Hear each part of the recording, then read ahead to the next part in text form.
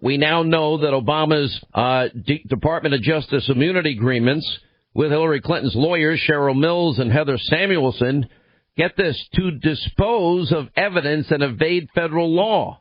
Anyway, Jordan Sekulow is with us, Executive Director for the American Center for Law and Justice. They're the ones that got this today. How are you, sir? I'm good, Sean. All right, let's go into more the significance of what this find is. And did you ever hear of anybody being interrogated by the FBI ever having anybody that had immunity involvement in the case sitting next to them? No. I mean, you said it was already was bizarre about this, and what we knew was that these were aides who became attorneys. So they were actively involved as subjects of the investigation, who then went from being chief of staff for Hillary Clinton when she was Secretary of State and senior advisor to Hillary Clinton, and then became her private attorneys, who would not go into the interview with Hillary Clinton on that July 4th weekend, and then Comey comes out, that first Tuesday after the holiday and says she's been exonerated.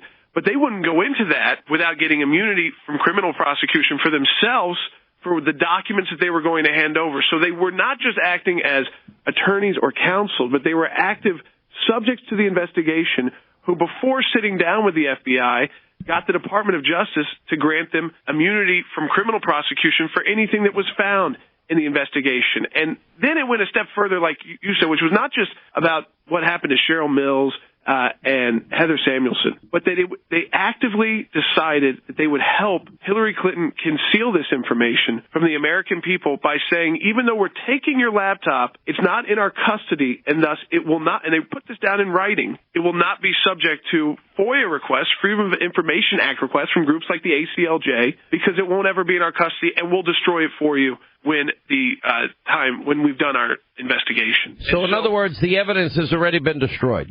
So that's an interesting question. We can't determine from these documents this has been a fight we've been having with the FBI, just so people know, since 2016 to get this information. And ultimately what happened was a few months ago, we got a document that referenced the immunity agreements. We then pushed to get the agreements themselves. And we just put it together in the last couple of weeks. So it's taken 3 years. But what we don't have definitive answer yet, and because of the Inspector General and everything else that happened post Jim Comey, his firing, the firing of Andrew McCabe, and now the investigation that was opened up first by the IG, and now we have a U.S. attorney also looking at this information, is did these computers, which were the backups to the server, Sean, these were the missing emails. This was where they would be. Were they actually ever destroyed, or does the Department of Justice still have access to them? I can't answer that question. I'm not sure the IG might tell us ultimately in a report, and certainly the U.S. Attorney, Attorney Durham, if they were looking at this, would be able to determine that, because it doesn't say we've destroyed it. It says we will ultimately destroy it when we are done. Now, but this is important. When Comey made his announcement. So, according to the immunity agreement, again, we're dealing with Clinton aides who were allowed to sit in. Yeah, they were there. When Hillary was finally being interrogated by the FBI only 3 days before the Comey exoneration. And what we learned is that in this very specific agreement, now, why would they make such an agreement unless they were going to offer something of value to the prosecution? That would have been the Department of Justice under Loretta Lynch or FBI Director Comey. But the agreement, the immunity agreement, that's subject to the terms of consent set forth in a separate letter to the DOJ. This would be June 10th, 2016, before Hillary was ever interviewed July 2nd, 2016. Cheryl Mills voluntarily produced the Mills laptop to the FBI for its review and analysis. That no information directly obtained from the laptop will be used against your client in any prosecution. Well, why would they even ask for it unless they were almost trying to destroy the remaining evidence that they knew existed? That's my interpretation, yep. Because they cite 18 U.S.C. and specific paragraphs in it, and that no other promises, agreements, or understandings exist between the parties except set forth in this agreement. No modification of this agreement shall have effect unless executed in writing by the parties. Now, we're talking about the Espionage Act. We're talking about removal of classified information by public employees. We're talking about the Records and Reports Act. And then, of course, destruction of such would be obstruction of justice with a real underlying crime. Right, Sean, they got full immunity for deleting the emails. I mean, so going into this interview with Hillary Clinton, the two former advisors who become her private attorneys who actually delete emails on this backup to the server, the infamous server that was being housed out in Colorado, this was the backup. They're called culling computers. They're specific in each one. Cheryl Mills had one. Heather Samuelson had one. They got immunity from actually deleting what government records, classified documents, and so it says that if we can still recover anything from here, if it was classified, if it was a government, even if it was a government record that wasn't classified that you illegally had, you won't be prosecuted for it.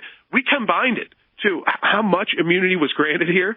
If they were fully prosecuted and found guilty of violating these three statutes, each one of them could have gone to jail for up to 28 years. So we're not talking about 6 months in prison. These are felonies, so at least a year, but most of these provisions are 5+ years, 10 years in prison because they involve, as you said, violations of the Espionage Act, which doesn't and people don't think this happens, Jordan. Require intent, and they had intent, obviously, because they were actively destroying emails. Jordan, if they didn't apply this law, then Christian Saucier, who had 6 pictures from inside a submarine, would not have had to be dragged away from his young infant daughter, his wife, and his mother to spend a year in jail, and he did nothing except he was only proud of where he worked, and the pictures were for his own personal use, shared them with nobody, leaked it to nobody. Nobody even accused him of such. And now we're talking about, this is all classified, top secret information, and that's why we even have these laws on the books. All right, quick break. We'll come back. Fascinating discoveries by the American Center for Law. All right, as we continue, Jordan Sekulow, Executive Director for the American Center for Law and Justice. What did Judicial Watch? It's interesting because simultaneously today they released a deposition of Justin Cooper, former aide of Bill Clinton and the Clinton Foundation.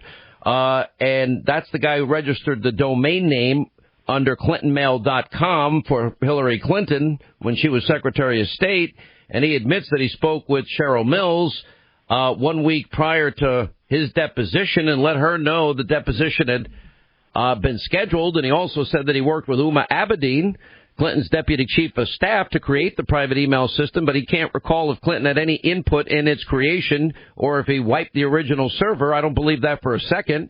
And Cooper was recently deposed as part of discovery granted by Judicial Watch. Cooper testified that he spoke with Mills before giving the deposition. And, then the judge ripped the DOJ, saying he was dumbfounded by the Inspector General report revealing that Mills had been given immunity, which you're talking about and you blew open today, was allowed to accompany Hillary Clinton to her FBI interview. Yeah, now and Cooper, Justin Cooper, who you're talking about, was represented by the guy who was sitting next to Bob Mueller last week. That was his attorney, Andrew Zebley, who was, again, the deputy special counsel going after President Trump. So it doesn't just end with like Hillary Clinton's investigation, Sean. These are the same actors over and over again, interacting with each other, getting immunity to continue their actions, and then having the guts to then turn around the same individuals begging for immunity, using the information they're required to try and take down the incoming president of the United States because things didn't turn out the way they wanted in the general election that happened a few months after all of this occurred. So these are the same actors. They are Peter Strzok. He was in charge of both. He started Crossfire Hurricane about 20 days after this all occurred.